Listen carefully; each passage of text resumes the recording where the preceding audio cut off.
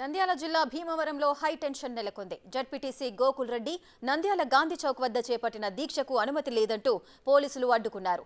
శిల్పా కుటుంబం వల్ల నంద్యాలలో పార్టీ క్యాడర్ అసంతృప్తిగా ఉందని గోకుల్ రెడ్డి అన్నారు. శిల్పారవి కుటుంబం నాన్ లోకల్ అయితే అధిష్టానం సీటు ఎలా కేటాయించిందని ప్రశ్నించారు. నంద్యాల నియోజకవర్గ ప్రజలకు ఎమ్మెల్యే తక్షణమే క్షమాపణ చెప్పాలని డిమాండ్ చేస్తున్నారు. పూర్తి వివరాలు మా ప్రతినిధి శ్రీరామ్ అందిస్తారు. రాష్ట్ర రాజకీయాల్లో నంద్యాల అనేటటువంటి సెగ్మెంట్లో ఎప్పుడూ రసవత్తరంగా రాజకీయం కొనసాగుతూ ఉంటుంది. అయితే ఇటీవల చూసుకున్నట్లయితే జెడ్పీటీసీ స్థానికంగా గోకుల్ కృష్ణారెడ్డి వర్సెస్ శిల్ప అనేటటువంటి వర్గపోరు నంద్యాలలో కొనసాగుతుంది. ఎందుకు ఈ వర్గపోరు సంబంధించి మనతో మాట్లాడడానికి గోకుల్ రెడ్డి ఉన్నారు. సార్ నమస్తే, చెప్పండి, ఎందుకు గత కొంతకాలంగా శిల్ప వర్సెస్ గోకుల్గా నడుస్తూ ఉంది, ఏమంటారు మీరు? ఇది శిల్ప వర్సెస్ గోకుల్ కానీ కాదండి, పార్టీ నష్టపోతుంది. By the end of the day నేను కాదు, శిల్ప కాదు, ఇక్కడ ఏది ప్రాధాన్యం? పార్టీ ప్రాధాన్యం. పార్టీకి నష్టం జరుగుతున్నది, పార్టీకి నష్టం జరుగుతున్నది అని చెప్పి నేను గలం ఇప్పి మాట్లాడుతున్నాను. అది కూడా తప్పు పడుతున్నారు వాళ్ళు. దాంట్లో తప్పేమున్నది? పార్టీ నష్టపోకూడదు. మా ముఖ్యమంత్రి గారు ఎంతో హోప్ఫుల్గా గట్టిగా 175 అవుట్ ఆఫ్ 175 అని మా ముఖ్యమంత్రి గారు ఉంటే మీరు ఇటుకొచ్చి మీరు ప్రజలను అందరినీ బెదిరించుకుంటా మీరు ఈ చిల్లర రాజకీయాలు చేసుకుంటా ప్రజలకు ఏం మెసేజ్ ఇవ్వాలనుకుంటున్నారు?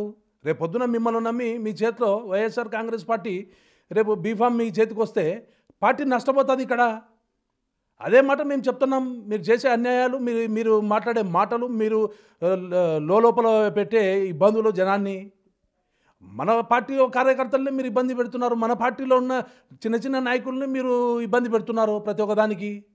దాన్ని నేను ప్రశ్నిస్తున్నాను. పార్టీ నష్టపోకూడదు, మన పార్టీ మళ్ళీ జెండా ఎగరాయాలనే ఉద్దేశంతో నేను మాట్లాడుతున్నాను. దాన్ని మీరు తప్పుగా తీసుకుంటున్నారు. దాన్ని వెల్కమ్ చేసి అసలు ఎక్కడ తప్పు జరుగుతున్నది రా కూర్చొని మాట్లాడదామని నన్ను పిలిచినారా మీరు? గతంలో చూశాము నంద్యాలలో జరిగేటటువంటి కార్యక్రమాల్లో శిల్ప సంబంధించినటువంటి ఎమ్మెల్యేగా ఉన్నటువంటి రవి చంద్రకిషోర్తో మీరు కలిసి నడవడం జరిగింది. అయితే ఎక్కడ చెడింది, ఎక్కడ వర్గ విభేదాలు ప్రారంభమయ్యాయంటారు? వర్గ విభేదాలు ఏం లేవండి. వర్గ విభేదాలు అనేది ఏం లేదు. వాళ్లకు డబ్బులు బాగా ఉన్నాయనేది ఒక దురహంకారం ఉన్నది, ఈగో ప్రాబ్లం. మేమే ఏదో ఈ ప్రాంతాన్ని పరిపాలించేస్తున్నాము, మేము రాజులం అనే టైప్లో వాళ్ళది ఉన్నది వ్యవహారం. మరి మా ప్రాంతాన్ని ఏమన్నా మీరు వేలం పాటలో కొనుక్కున్నారా? మా ప్రాంత ప్రజలను కొనుక్కున్నారా? ప్రతి ఒక్క దానికి మీరు డబ్బుకి ముడిపెడతారు. ఏమన్నంటే 20 సంవత్సరాల నుంచి లేనిది ఈరోజు ఆయన ఏందో వచ్చి మాట్లాడుతున్నాడు, మేము 20 సంవత్సరాల నుంచి అంటున్నారు. ఏం సాకుతున్నారు? ఎవరిని సాకుతున్నారు? మీరు ప్రజలకు ఏం మెసేజ్ చేయాలనుకుంటున్నారు? మీరు ప్రతి ఒక్కదానికి మేము 5,000 పెట్టుకుంటాం, 10,000 పెట్టుకుంటాం. ఏంది కొనేది? డబ్బు అనేది దుహంకారంతో మాట్లాడొద్దు, తో మాట్లాడండి. ఏదన్నా అనేసరికి ఎవరు పడితే వాడు ట్వీట్ చేయడము, ట్రోల్ చేయడము. మీరు రీసెంట్గా శాంతియుత ర్యాలీ చేపట్టబోయారు. అయితే ఆ ర్యాలీకి సంబంధించి అనుమతి లేదంటూ కూడా పోలీసులు అడ్డుకున్న పరిస్థితులు, అక్కడే ఎమ్మెల్యేగా ఉన్నటువంటి శిల్పారావి మీద మీరు ఫైర్ అయ్యారు. ఏంటి అసలు ఏం జరిగిందంటారు ఆ రోజు? ఆ రోజు ఏం లేదండి. ఆ రోజు మనం శాంతియుతంగా ర్యాలీ చేస్తామని చెప్పి పోలీస్ పర్మిషన్ అడిగాము, పోలీస్ పర్మిషన్ ఇవ్వలేదు. ఆ రోజు ఏదో మరి నేను ఇప్పుడు జనాల తరపున నేను పోరాట వీరుని లెక్క ముందరకు వచ్చాను. తప్పు జరిగింది కాబట్టి వచ్చాను కదా. నువ్వేమన్నావు ఆ రోజు? డిసెంబర్ 31వ తారీఖు మనకు యాత్ర జరుగుతుంటే నువ్వు దాని గురించి బీసీ ఎస్సీ ఎస్టీ మైనార్టీల గురించి ముఖ్యమంత్రి గారు ఏమేమి మనము అభివృద్ధి చేసినాం చెప్పమని చెప్పి యాత్ర పెడితే నువ్వు ఆ యాత్రలో పబ్లిక్గా సభలో గాంధీ చౌక్లో నువ్వు నంద్యాల ప్రాంతంలో మొగోడే పుట్టలే అంటివి, నంద్యాల ప్రాంతంలో ఇంకా మొగోడే లేడంటివి. మీ తండ్రి గారు ఏమో పాకిస్తాన్ ఇండియా అనే, ఆ ఏరియాలో మొత్తం ముస్లిం మైనార్టీ సోదరులు ఉండే ప్రాంతం. ఆ ప్రాంతంలో పట్టుకొని నువ్వు పాకిస్తాన్ ఇండియా అంటే మరి పార్టీకి నష్టమా, నీకు నష్టమా? పార్టీకే నష్టము. అక్కడ ఎవరిని చూస్తారు? జగన్మోహన్ రెడ్డి ఏదో యాత్ర పెట్టా, జగన్మోహన్ రెడ్డి తరఫున వీళ్ళు వచ్చిరి, లోకల్ నాయకుడు వచ్చా ఇట్లా మాట్లాడని అంటారు. మరి by the end of the day party కదా నష్టపోతుండేది. మీరు బయటికి వెళ్తున్నారు, గోకుల్ కృష్ణారెడ్డి బయటికి వెళ్తున్నారంటే పోలీసులకు భయమా లేకుంటే శిల్పారావికి భయమంటారు? మీరు కార్యక్రమానికి పిలుపునివ్వడంతో అసలు మిమ్మల్ని బయటికి రానివ్వట్లేదు, ఎవరికి భయమంటారు? భయం అనేది ఏం లేదు బ్రదర్. ఇప్పుడు భయం అంటే ఖచ్చితంగా వాళ్ళే భయపడాలి. తప్పు చేసినారు కాబట్టి. తప్పు చేయలేదా చెప్పండి? తప్పు చేసినారు కాబట్టి ఖచ్చితంగా వాళ్ళకే భయం ఉంటుంది.